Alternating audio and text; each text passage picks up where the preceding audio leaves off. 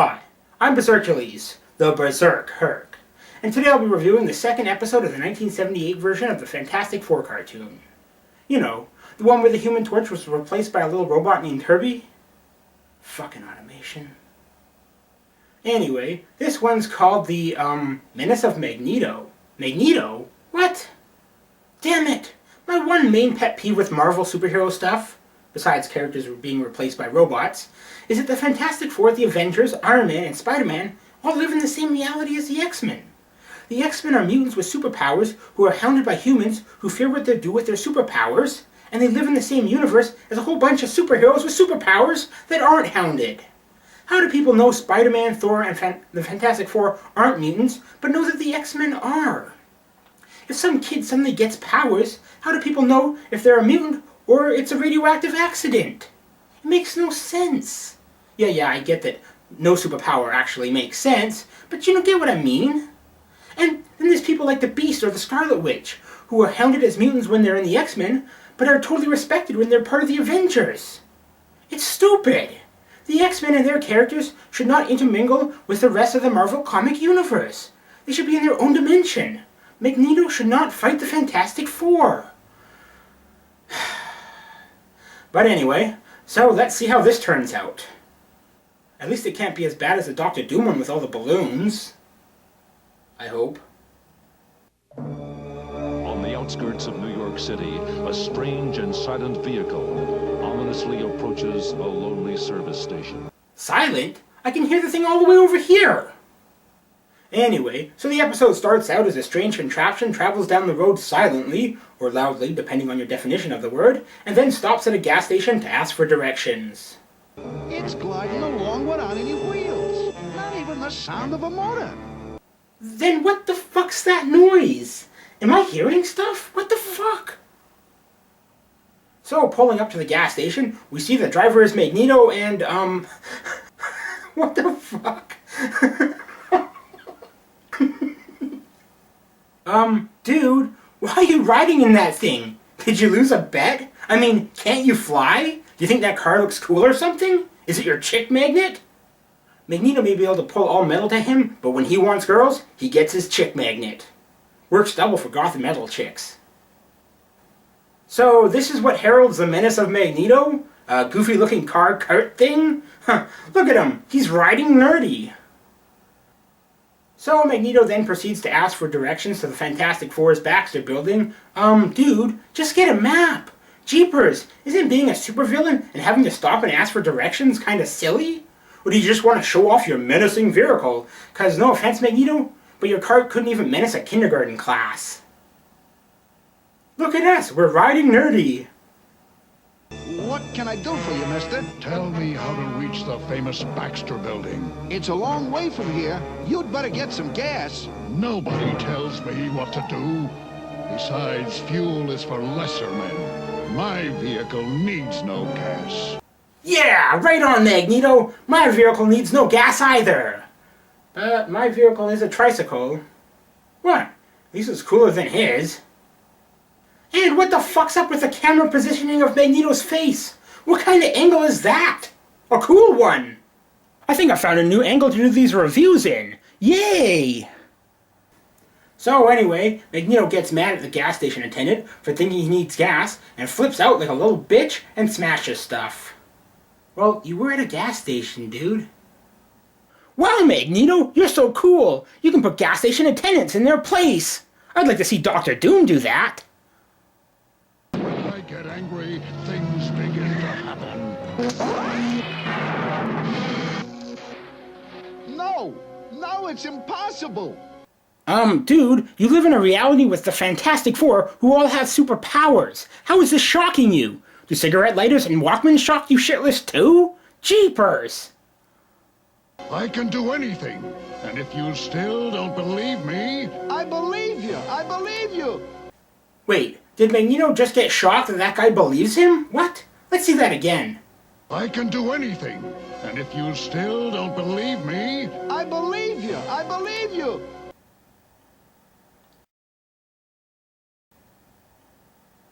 Did he just drop a deuce in his pants? What the fuck? I did. can't tell if this is bad animation or if it's part of the story. Not that it really matters, but technically, if it's bad animation, wouldn't his face have frozen instead of changed? Did they actually want him to have that reaction? We know who's getting the Oscar for Best Animation to Acting, don't we? Anyway, Magneto then sleigh rides away as he talks to himself. But I have tarried long enough. I must not waste my power on others. And now he's instantly in the city? Fuck spatial relations! Whoa! So did he talk the whole way there? Jeepers! He likes talking more than I do! Why do I keep making that joke? Then saying that afterwards. Anyway, as Magneto flies through the city, he continues to talk to himself. When it is time for the Fantastic Four to tremble before the menace of Magneto. The Menace of Magneto? Are you titling your battles? Or is this all just one of your diary entries? Dear Diary, today I went to the Fantastic Four's place to pay them a visit. One of them is called Mr. Fantastic, and I just had to find out why. Tee-hee. The Menace of Magneto? So the most menacing thing in the world is a man in red tights driving a purple egg sled? I'll agree with that. And why the fuck does he suddenly have a controller? Isn't he moving that cart with his mutant powers? Why does he need a controller? This just doesn't make sense. But the other stuff was totally logical. A short time later. As Magneto drives down the street?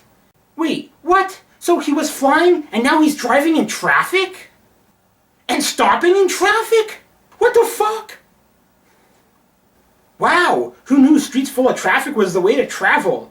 All those birds in the sky wish they were stuck in traffic. I wish I could be stuck in traffic more. And again he's holding some controllers in his hands. Why? Isn't that just weird? Oh look, I'm controlling my standing and talking. Oh, and now back to something the show's narrator said as I was talking over him.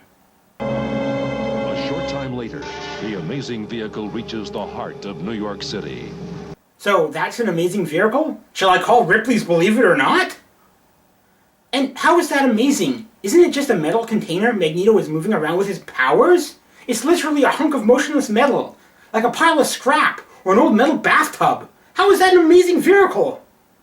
This vehicle has more complex parts, and kids use it. Whoa! Anyway, Magneto, not wanting to spend all day in traffic, decides to fly off into the sky. Then why the fuck did you go in traffic in the first place, you metallic moron? Holy shit! You're a bastard of a villain, aren't you? Because you want this episode to go on forever. You just wasted our time. Jeepers, what's next? You gonna go and get ice cream? Fucking asshole. So as Magneto heads over to the Baxter building, we head over there first to see the Fantastic Four as they sit around chatting and playing games. Never fear, City, the Fantastic Four are always on guard to protect you. Unless they're fucking around. Careful, Herbie. I'm about to checkmate. I do not compute how you can do it. After all, there are still some things humans can do better than robots. Deep Blue. After all, there are still some things humans can do better than robots. Yeah, like animation. Computer animation is so mechanical and stilted compared to hand-drawn animation. Yep, I mean, look at that definition, that articulation. It feels like it could pop off the screen at any moment. Look at that precision in the detail. Wow, computer animation sucks shit compared to this masterpiece. And isn't Reed the guy who made Herbie? So the guy who programmed the robot is beating the robot? Wow, shall I alert the media? There's a buzzer signal. Oh, is that what that is? Cool! Thanks for the info. Having never seen a doorbell before, I didn't know. There's a gentleman named Magneto downstairs to see you, sir. Magneto? Sorry, I don't know anyone of that name. Tell him we're busy. We can't see him. Sorry, sir. The Fantastic Four are too busy to see you. You think Magneto could hear Reed's comment? Magneto? Sorry, I don't know anyone of that name. Tell him we're busy. We can't see him. And I know we know Magneto is a bad guy looking for trouble, but for all Reed knows, he's a loving old man who needs help saving his grandkids. Does the Fantastic Four just not care? Jeepers! Being superheroes, do they not realize people might need their superpowered help? Tell them we're busy. Sticking our thumbs up our butt. And since mine can stretch, it takes a long time. And why have such a loud buzzer? Are they all deaf? So ignoring the doorman, you think that doorman is Dr. Doom in disguise? Anyway, ignoring the doorman, Magneto gets into the elevator and goes to the Fantastic Four's place. Huh, I guess a doorman isn't enough security for superheroes who are hounded by supervillains. Go figure. Anyway, entering the Fantastic Four's place, Magneto challenges Reed Richards to a duel. Because apparently the Fantastic Four works like a dog pack, and if Magneto can beat Richards in a fight, he gets to be the leader. Jeepers! You guys gonna fight over who's tougher? Why not just whip out your dicks and compare? Oh right, because Reed can stretch. He can definitely beat Magneto with his big piece of wood. If you know what I mean. So going into the workout room, they fight, sort of. Richards, you didn't need to stretch to avoid that thing. That wouldn't have hit you anyway.